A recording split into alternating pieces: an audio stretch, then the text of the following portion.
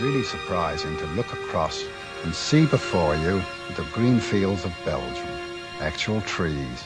The grass, of course, churned up a good deal, fields churned up with barrage shells, but it was, as far as we were concerned, then to look back from where we came, back to Ypres, there was devastation.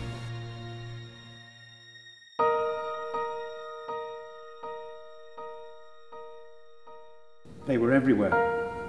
If I'd been able to see and hear them, I could have not been conscious of their presence. No, they would not be lonely. There were too many of them. I saw that bare country before me, the miles and miles of torn earth, the barbed wire, the litter, the dead trees. But the country would come back to life. The grass would grow again, the wildflowers return, and trees where now there were only splintered skeleton stumps. They would lie still and at peace below the singing larks, beside the serenely flowing rivers.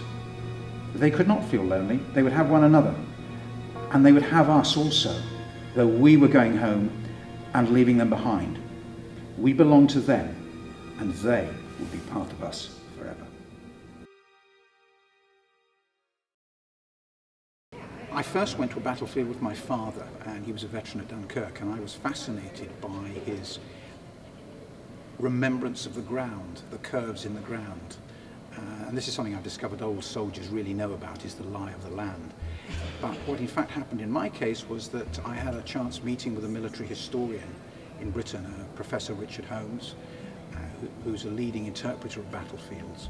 And we discussed it, and I was coming at it from the point of view of a landscape photographer. And I was interested in photographing the battlefields, and he asked me to take some pictures of one or two battlefields for him. And I suddenly realized there was this whole subject which I knew nothing about. And it then struck me that with 2014 coming on, it was going to be the 100th anniversary of the war.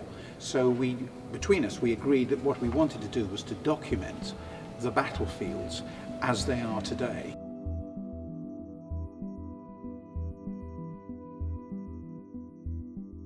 Light is the important thing.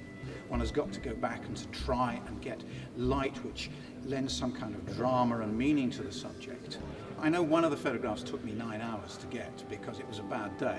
It was just terrible weather, and it was literally only in the sort of the dying end of the day, as the sun was just setting, that suddenly the lights were absolutely perfect, and it's a shot of a rainbow over Messines Ridge. And for me it was a perfect photograph because there's this great column of red light coming up out of the ground, the rainbow, which was exactly what they described the mines exploding at Messines on the day as looking like. These are fields where battles took place. I'm not seeking to show the misery and the horror of the battlefield. I'm just trying to show that nature has indeed come along and healed it. And the reason for that is, and I'd like to read this quotation. These are the words of King George V when he visited Tynecott Cemetery at Passchendaele in 1922. Tynecott, as you probably know, it's the biggest Commonwealth war grave cemetery in the world. 12,500 men and 34,000 unknown soldiers. I have many times asked myself whether there can be more potent advocates of peace upon earth through the years to come than this massed multitude of silent witnesses to the desolation of the war.